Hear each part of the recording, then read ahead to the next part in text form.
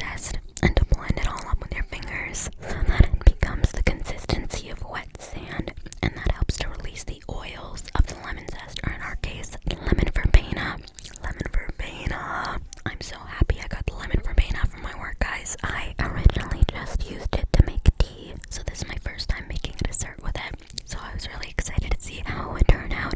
But yeah, here we're just mixing it with the sugar. Okay, and next we needed a lot of eggs. We needed eight eggs, but four eggs with the yolks and the whites, and 4 eggs with just the yolks. So here you can see I'm cracking just the whole eggs into a bowl, and I didn't actually get footage of me separating the whites from the yolks because you can see the bowl that I was doing that in is kind of out of frame, so you couldn't really see, so I ended up cropping that footage out. Believe me, I did that.